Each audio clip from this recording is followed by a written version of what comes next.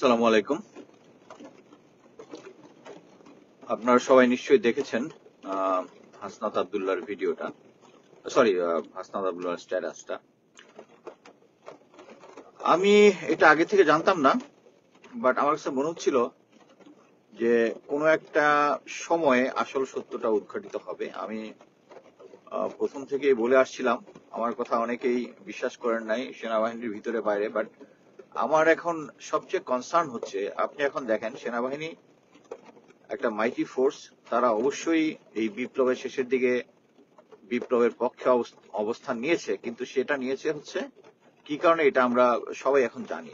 যেহেতু জুনিয়র এবং সৈনিক আদার র্যাঙ্কস তারা এই জিনিসটাকে সাপোর্ট করেনি, এবং 2 তারিখে জেনারেল ওয়াকারের যে ইয়াটা ছিল, মানে দরবারটা ছিল, এই দরবারের মধ্যেই প্রথমেই তিনি যারা বিপ্লবী যারা সৈনিক ছিল তাদেরকে দুষ্কৃতিকারী বলেছিল, এবং পরবর্তীতে যখন পাবলিক অফিসারদের বিভিন্ন কথাবার্তা বুঝে ফেলেছিল যে অ্যাকচুয়ালি এখন সবাই শেখ হাসিনার বিরুদ্ধে, এত টানা কন্টিনিউয়াস কিলিং এবং সেনাবাহিনীর এটা অংশগ্রহণ করা এটা মেনে নিতে পারছিল, তখন তোরা গিয়েছিল। স্টিল আমরা তাকে ক্রেডিট দেই, কিন্তু যে জিনিসটা সবচেয়ে ইম্পর্টেন্ট, আমাদের সেই সৈনিক এবং অফিসার যারা এখন জানে যে তাদের বস, এখন তো এটা ক্লিয়ার। আগে শুধু আমি বলতাম, আরো পিনাকি দাদাও বলতো, আরো কিছু লোকজন বলতো, ম্যাক্সিমাম ছিল হচ্ছে জেনারেল ওয়াকারের ভাড়া করা লোক, এবং গোয়েন্দা সংস্থা তার পক্ষেই কাজ করতেছে। এগুলো এভরিথিং ইজ লিঙ্কড। এই যে উনি যে আপনি এখন বলতে পারেন যে হাসান আবুল তো বলেনি যে জেনারেল ওয়াকার তাকে বলেছে, ওখানে তো বলেছে যে 40 বছর চাকরি, জেনারেল ওয়াকারের ছাড়া আর কারো সেনাবাহিনীতে 40 বছর চাকরি নাই, অফিসারদের নাই, সৈনিকের দৃষ্টিগত থাকতে পারে, অফিসারদের নাই। So it's General Waker obviously. So এখন সেনাবাহিনীর যে সৈনিক অফিসার যারা আছে, যারা এই 24-এর বিপ্লবকে লালন করে, তারা এখন কি করবে? তারা কি সিনিয়রদের এগেনস্টে দাঁড়াবে? তারা কি এখন মানে যদি কোনো কিছু হয় বন্দুকের নল কি সিনিয়র দিকে ঘোরাবে? আমি মনে করি ঘোরাবেন না, তারা একটা ডিসিপ্লিন ফোর্স। কিন্তু এখানে প্রফেসর ইউনূসের এই সিচুয়েশনে মনে করেন, উনি যখন রাওয়াতে যে ভাষণটা দিয়েছিলেন, উনি যখন ভারতীয় সেনাবাহিনীর প্রধান যখন তাকে রেফারেন্স দিয়ে বলেছিলেন আমাদের সাথে যোগাযোগ আছে, তখনই তার কথা বলা উচিত ছিল, তখনই প্রফেসর ইউনূসের এটা নিয়ে ব্যবস্থা। উনি যখন ইউএন এর যে রিপোর্ট, যেটা এটাকে আন্ডারমাইন করার জন্য একটা সরাসরি উনি চিঠি লিখলেন ইউএন সদরে, বাইপাসিং প্রফেসর ইউনূসের গভর্নমেন্ট, সেটা হচ্ছে মিনিস্ট্রি অফ ডিফেন্স, তখনই ব্যবস্থা নেওয়া উচিত ছিল। এখন তো এটা ক্লিয়ার যে তারা চাচ্ছে আওয়ামী লীগের পুনর্বাসন। এই হাসনাত এতদিন কেন দেরি করলো আমি এটাই বুঝলাম না।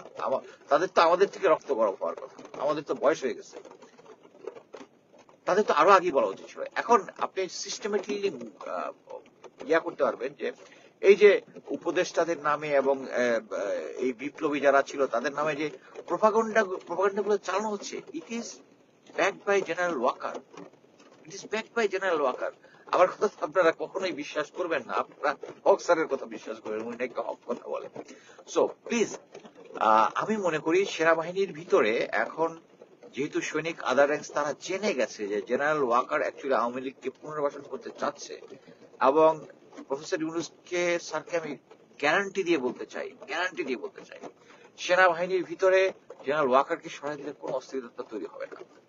এবং এই কারণেই যে উনি যে জেনারেল গুলাকে আউট করেনি, যাদেরকে নর্মাল রিটায়ার গিয়েছে তাদেরকে অ্যারেস্ট করার জন্য জেনারেল ওয়াকার বাধা দিয়েছে। তারপরে তারা,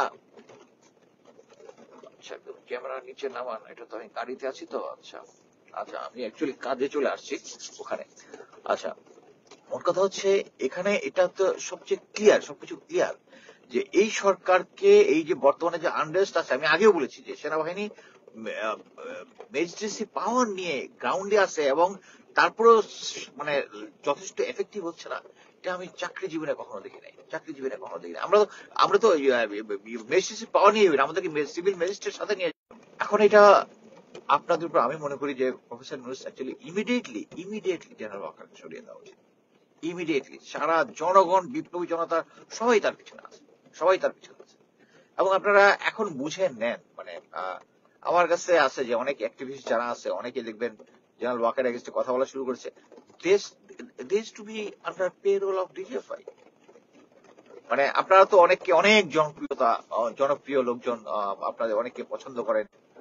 অ্যাকচুয়ালি কাউকেই মানে ব্লাইন্ডলি সাপোর্ট করার কিছু না, আমাকেও ব্লাইন্ডলি বিশ্বাস করার কোনো কিছু নাই।